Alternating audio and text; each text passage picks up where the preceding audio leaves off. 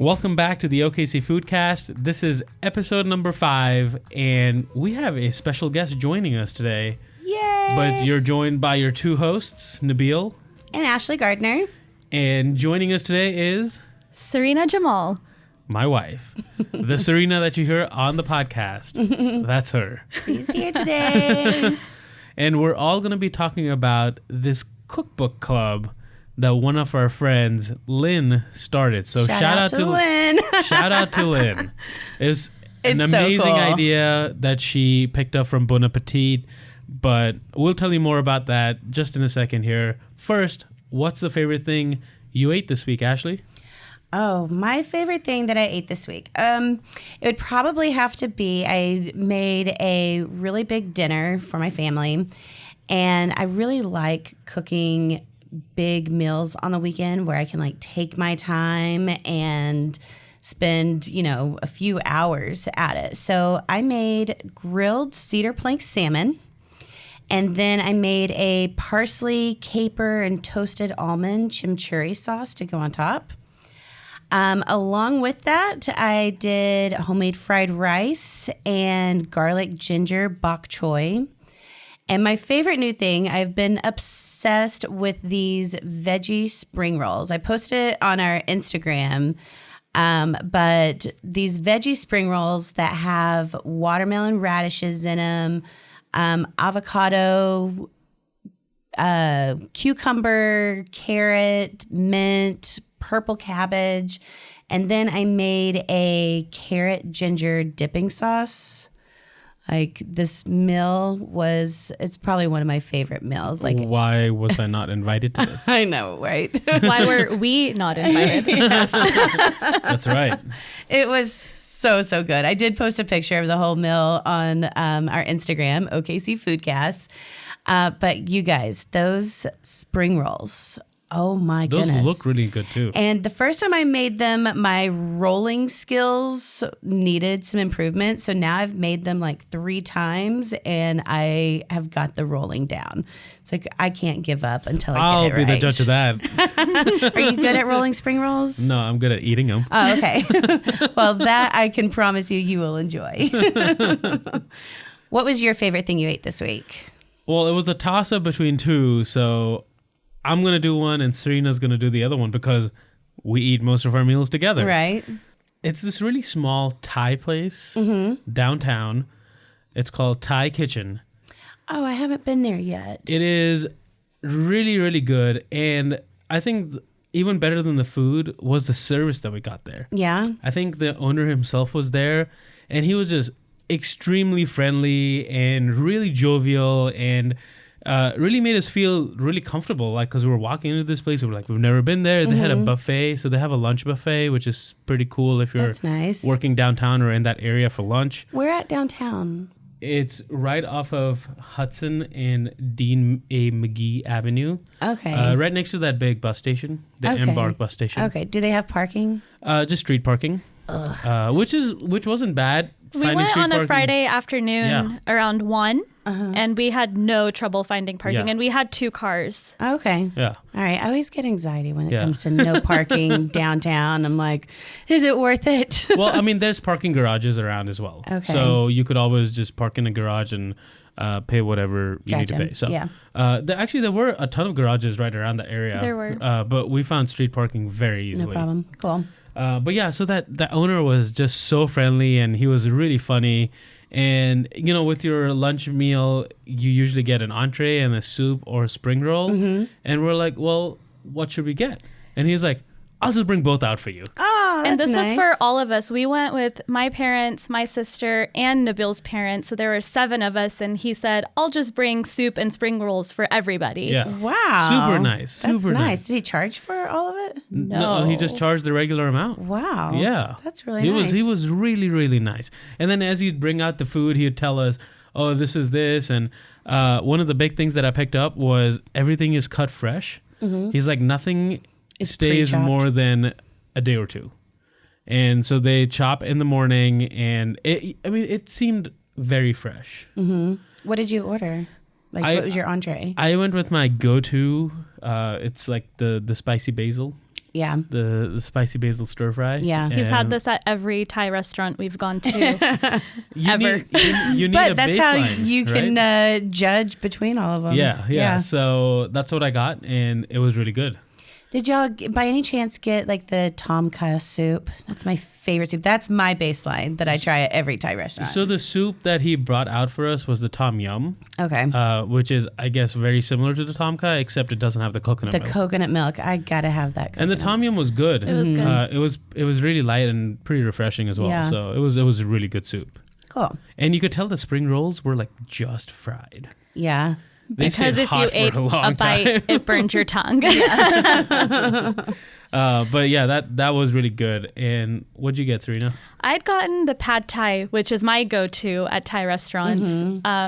And they actually had a version that was the spicy pad thai so I think their baseline pad thai is pretty much with no chilies. Their spicy pad thai already has some chilies, and then I, loving spice, made it a level 4. Nice. Yeah. I so want it was- to sweat whenever I'm eating Thai food. Yeah. Yeah. I It like was- the beads of sweat on my face. If Yeah. I don't have beads of sweat on my upper lip or forehead, like they didn't do it right. It's not it's not useful Thai food. Yeah. So I had to actually wait for it to cool down a bit before I could handle the heat, Yeah. which was my own doing because I added a 4 on top of whatever it already Right. was. Right. But it was That's nice. really yummy. Yeah, it was really good. I'm totally going to go back there. Sweet. So, would you, based out of like all the different Thai restaurants in Oklahoma City, are you going to say this is like one of your top? Definitely. Yeah. Yes. Sweet. I For love Thai sure. food. I definitely have to For try sure. it out. And the thing that like really surprised me was the broccoli. I know it's a weird thing to pick out from the spicy basil stir fry. The broccoli, because a lot of times you can tell if a broccoli is frozen, Right. Because it's got that frozen smell, and like you can tell. Yeah. But this one, like I was eating the broccoli and I was really enjoying the broccoli. Best broccoli ever. The vegetables were cooked really nicely too. Like it wasn't like it was overcooked or anything. The broccoli it's not still had a little soggy. bit of a bite. And crunch. It was really yeah. good. Yeah. Cool. Very cool. Okay, so why don't you tell us about the second best thing we ate So we recently got in no particular order? air fryer. So we recently got an air fryer. So I've been experimenting with a whole bunch of different recipes. I wanted to get one of those. It is amazing. It's worth I it. highly recommend it. Yes. We've had it for maybe 2 weeks and I've already used it about 6 times. Wow. Nice. Yeah, it was a spree of using the air fryer. Yeah. Explain it to me. How does it work? It doesn't make sense to me. So the air fryer uses really, really hot air to fry. It's like, think of a mini convection oven. And that's kind of essentially what it is, because it's circulating this really, really hot air. And so Kind of like my popcorn popper. kinda, I guess. think but like so. the best thing about the air fryer is, you know, if like say if you're making fries, you gotta put the fries in the oil. In this, you just coat the fries with a little bit of oil, and like then that throw it really in hot there? air makes them like fry, Cool. which is interesting. So in essence, you're making fried food somewhat a little bit healthier. Somewhat. Yeah. As much as it can be. So my favorite air fryer thing that I tried was fried chicken. Okay. So I got, a mixed packet that had drumsticks, thighs, and breast. I soaked it in buttermilk for a couple of hours. Yes. And then I ended up kind of double coating it. So I made a flour mixture. It was So flour. it's still really messy. It was really messy. My Okay. hands were very sticky. It doesn't take away from the food prep. Gotcha. Yeah. And it still took quite some time to do. But after I coated it, I then dipped it back in a buttermilk and egg mixture, and I recoated it in the flour mixture. So the flour Okay. mixture was flour, a little bit of cornstarch, salt, pepper, and paprika Okay. to add a little bit of Yeah. some flavor and spice in there. And then I put it on the racks, sprayed it with some cooking spray, and stuck it in the air fryer for about maybe 25, 30 minutes. And it was so good. The mixture came out crispy, The meat was juicy. Nice. I think it tasted like KFC without all the calories. and additives. Well, some of the calories. Some of the calories. Well, I'll be honest. When we were making fried chicken in the air fryer, I'm like, it's gonna be good, but it's not gonna be fried chicken. Like, it's not gonna satisfy that craving for fried chicken. It did. It did. And the outside, the skin was crispy, crunchy. Yes. Yeah. Nice. So you got that crunch of the skin and like the you were saying, juiciness of the chicken. Yeah. And there was, if you don't butcher your own chicken, like random pieces will sometimes be really big. Right. So there was this huge piece of breast that we were like, okay, this is definitely not done when we pull the rest of the thighs and the wings and all that stuff out and the drumsticks, because that breast needed a little longer. So we put it back in there, and I was like, surely this breast is going to be dry. Like, it's been in there for so long. How long? Like, how long did most of it take? Most in of the it air was fryer? done within 25 or so minutes, I think. But the breast we added for an additional 10 or 15 minutes because of how And thick it still was. wasn't dry. No, it was still juicy. And I was like, oh, that's really good. Nice. That's really cool. Yeah. I need to get one. And then start eating lots and lots of fried food. Yeah. Well, I mean, that's to make things healthier. We ate a ton of French fries. Yeah. So, I mean, I guess you're still eating potatoes, but they haven't been drenched and soaking up oil. Right. Yeah. It's like, it's still giving you like that texture and that flavor. And with the fried chicken, I made sweet potato fries. Oh, yeah. Which I I love thought sweet came potato out better than actual French fries. Yeah, I love sweet potato fries. And I like them super crispy. That's hard to get in places. Like anytime I go somewhere and order sweet potato fries, I always ask for them to be extra crispy. And it's rare that people really get that right. Fries just in general need to be crispy. Yeah. And if you make a thicker fry, then it's going to be a little softer Well, on of the inside. course, But that's yeah. the play on textures that you do. So. Yeah. Cool. Well, as Nabil mentioned earlier, we are going to talk about this really cool thing that we just became members of. Founding members. The Cookbook Not planned. Club. The Cookbook Club. It's such a cool concept. Basically, what we do is pick a cookbook each month. And the first two Cookbook Club gatherings we've had, we were randomly assigned a recipe. Each person gets assigned a different recipe, and you make it. You have a gathering date where you have basically a dinner party, and everybody brings their meal. So the first cookbook we did was Tiffany Thiessen's Pull Up a Chair cookbook. For those of you that don't know who Tiffany Thiessen is, she's also known as Kelly Kapowski from Saved by the Bell. Yes. So apparently she can also cook. Apparently. Because most of the things that people brought were amazing. Yeah. I mean, really good. everything was so good and really cool. It was just like this widespread variety of different foods. Yeah, because it's not cohesive. 'Cause you're Right. going No, from a it's not cookbook. cohesive at all. And I was just like, this is going to be such a random assortment of food, but like everything was so good that it somehow worked together. Yeah. It felt like a Thanksgiving plate where you have 7 or Yes. 8 different things on your plate. Yeah, a little and piece of each. somehow they all seem to work together. Yeah. It was definitely like a Thanksgiving plate where you have things like on top of other things. Yeah. People that don't like their food touching, This is not for you. Not for you. So tell us about what you made, Ashley. So my recipe that I was assigned was green eggs and steak for 2. So because there were, how many of us were there? Like 7, 8 of us. Mm-hmm. Right about. I needed to make this not just for 2.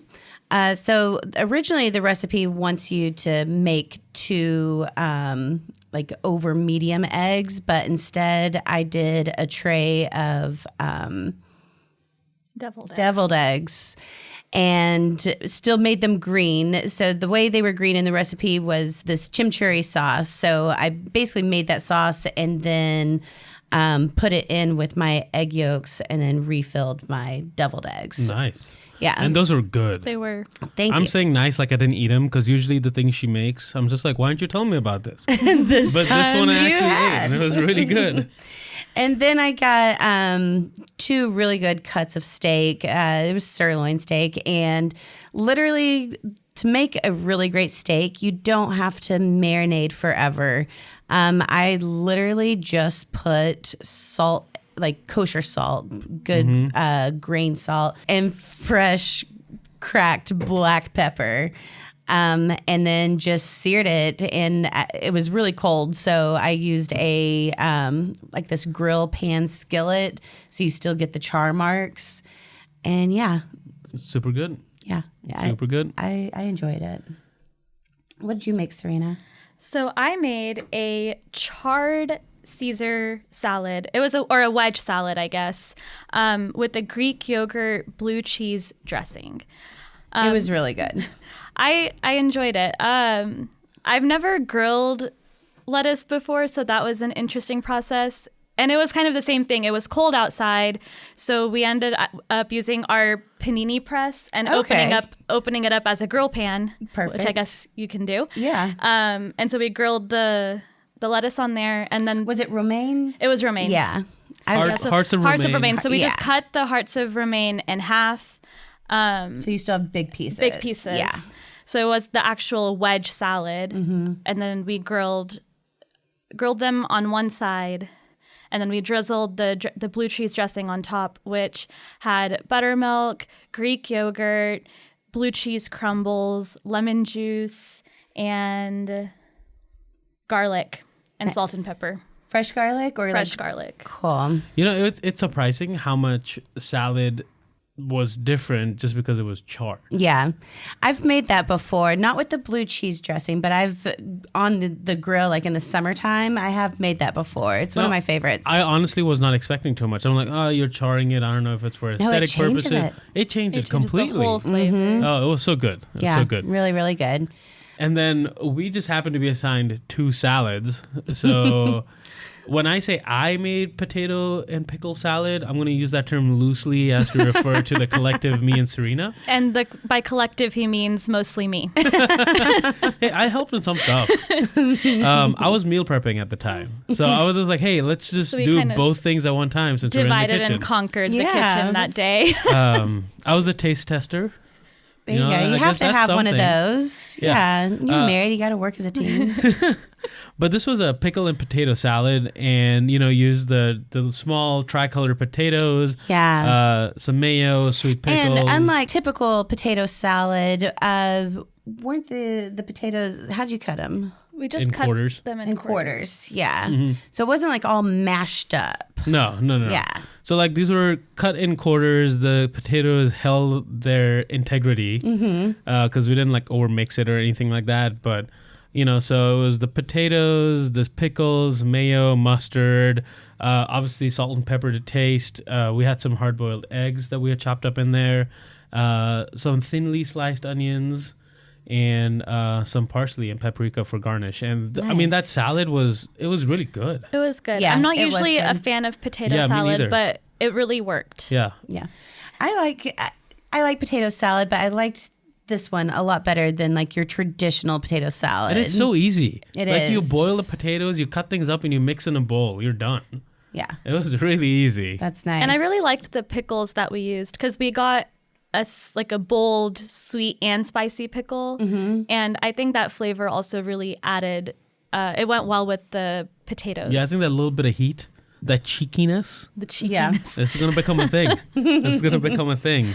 I realized with my green eggs and steak, I talked about the chimichurri sauce, but to kind of give you an idea of what was in that, because those deviled eggs were unlike any deviled eggs I've ever had.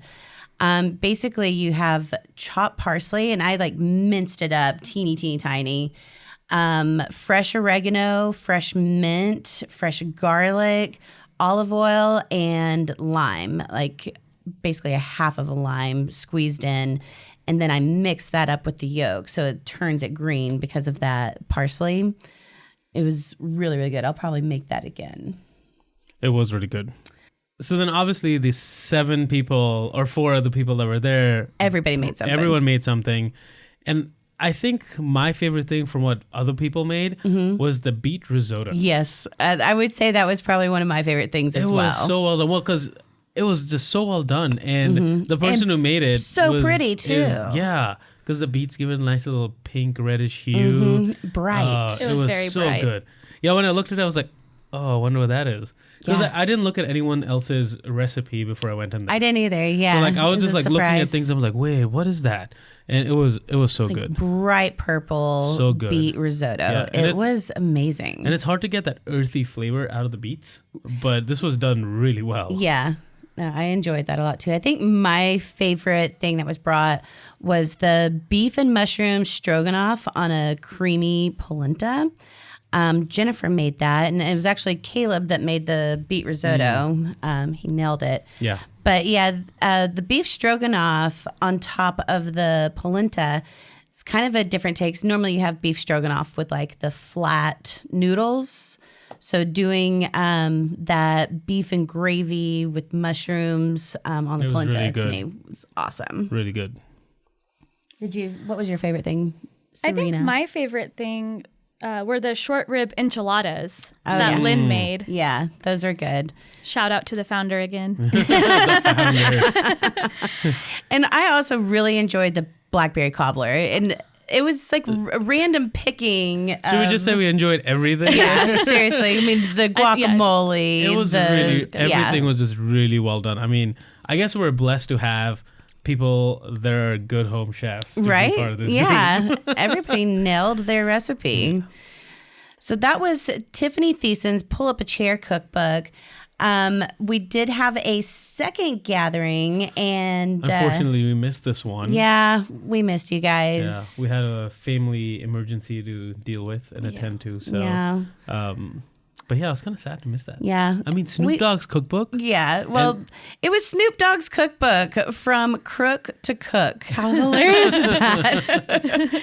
And again, everybody's meal was awesome. The funniest part about the night was we had everybody dress up as rappers. Yeah, that was awesome. I had my outfit all picked out. Oh. Well, Susan won. She nailed it with Post Malone. She dressed up as with some traditional face tats. Nice. Traditional face hats. I kind of missed the mark on my outfit. I was going for Snoop Dogg, putting my hair in pigtail braids, and then I put a blue bandana on. I was told I looked more like Willie Nelson. So didn't quite nail it there, but I am super, and the whole night was great, but I'm super excited about the next cookbook club too. Yeah, the next one's going to be really good. We're theming it off of Binging with Babish. Yes, that's going to be a And lot of fun. If someone who doesn't know what this is, it is a YouTube series, and it's also a Yeah, he cookbook also has now, a cookbook. that it's called Binging with Babish, and this is named after his character Oliver Babish on The West Wing. Okay. So he's in the film industry, and basically what he does is he cooks meals that you've seen on TV and on film. Yeah.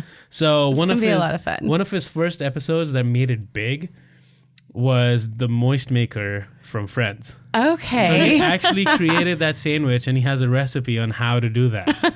Monica's famous sandwich, Yep. make it. That's cool. So I'm super excited. Maybe Yeah. that's what I'm gonna make, because we get to pick. Yeah, what we this make. time we're not randomly assigned dishes. We're going to pick what we want to make, and you dress up as your favorite character from that movie or TV show. Yeah, so I'm excited. Yeah, that's going to be a lot of fun. We will bring you updates on that after that gathering of the cookbook club Yes. is done. But if you're inspired, start your own cookbook club, or let us know if you want to join ours.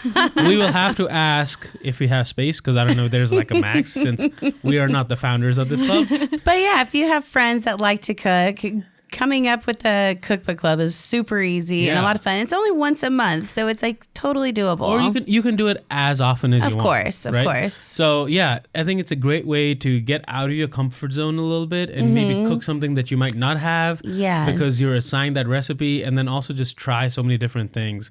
And I love the twists that we're starting to throw in there of dressing with like up. dressing up as a favorite character, because I think it makes it like a fun night out. Yeah, it does. It's a lot of fun. Right. So with every guest, we have to do this before we let you go. So Serena, the kitchen sink questions. we're gonna throw the kitchen sink at you. And they did not warn me what the questions will be. So. No one's warned. I thought I would get special treatment for being the wife, but it just did not work out. You're a guest on the podcast. All right, Serena. So you like to cook, obviously. I do like to cook. If you were to showcase one ingredient, what would you choose? The only two answers I could come up with are both very boring. That's fine. But I mean, it doesn't have to be boring. I would choose either potatoes or chicken just because they're so versatile. Yeah. You can do so many different things with them. Potatoes rock. I saw this meme. I saw this meme that said, why does everyone compare potatoes to bad things? Like, why is it couch potato? And it's a negative connotation, right? But when potatoes are the rock stars because they can be used as anything. I saw this meme that was like the potato creates French fries, mashed potatoes, vodka. It's like the other vegetables aren't even trying. Right? Potato does so much. So, it does so I'll much. go with potato. All right. Okay. All right. What is your favorite snack food? And I'd be surprised if it was nothing to do with potatoes. It's not, I guess. I would pick flaming hot puff corn. Oh, the puff corn. The puff I knew that one. You did know that one. It's really hard to find. Only very few gas stations have it. It's not even in a lot of Oklahoma grocery stores. Even though I used to find it in Atlanta grocery stores all the time. That became your favorite because it's like a rare treat when you can find it. But like these are like, they are good. Yeah. Because they have different flavors, but I really like the flaming hot ones. The other flavors you can find the cheeky ones. The cheeky ones. The other flavors you can find almost everywhere. So maybe they're just not as exciting. Yeah. What's your favorite meal to make at home? So I love cooking Pakistani food. So I like making different curries. So my favorite curry to make is a yogurt-based curry, and it has yogurt, turmeric, cumin, other words that I don't know how to say in English because whenever I'm cooking Pakistani food, my mind automatically switches to Urdu. Say it. Like it's called dhania zira. I think it's coriander. It's coriander seeds. Yeah. And then some cumin. I said cumin. Yeah. Zira is cumin. Zira's cumin. And then I blend it all up, and then you cook it on the stove with some graham flour to thicken it up. Graham or gran? Graham. Graham flour. I don't know graham flour. It's also, I think graham flour is the same as chickpea flour. Yeah. Oh, okay. Cool. Very cool. See, and I don't cook a lot of Pakistani food, so yeah. But you knew the ingredients. I did. Yeah. I make it a lot. It's my favorite thing. Yeah. Awesome. I'm going to have to try that one day, please. Please. Well, we'll share ours if you share yours. Okay. All right. Fair enough. All your random creations. So that's what you make at home, if that's your favorite meal to make at home. But what do you get when you're feeling lazy and you just want to like get something and come home and eat it? Jimmy John's. Yeah. Jimmy John's. The roast beef sandwich. I can tell you. I love their roast beef sandwich. I'm not a big fan of roast beef, but their roast beef I think is different than most other roast beefs that I've had before. And I love their bread. There's something in their bread. I'm not a huge fan of their bread. I just love their bread. Yeah, like I have to be in the mood. Yeah. I have to be in the mood for Jimmy John's, but I mean, trust, if I'm like in a pinch and I see a Jimmy John's, I'll do it, but it's not my fave. You know, it's For me, if a sandwich holds its integrity, Yeah. I think that's a plus point. And Jimmy It's the John's one sandwich always- I can definitely eat does. cleanly. Yeah. No, that's true. That's true. I'll give him that. All right. What country or region that you've been to, which I feel like this is going to be Pakistani, but do you think has the most intriguing food culture? Actually, I think I would go with Spain. Spain. Okay. Very cool. I went to Spain when I was studying abroad in Italy, which it's surprising I didn't pick Italy. Right. But I'm not a huge pasta fan, and I was very limited by the fact that I don't eat pork in Italy, and it was hard to find. Because they do all their like Italian sausages. Right. Yeah. So it's hard to find things that I could actually eat in Italy. But when I went to Spain for a weekend, I love tapas because the I love concept tapas of too. eating like small portions of many different things Yes. and you can try as much as you want. I love You it. can get behind that. For sure. I love tapas. Yeah.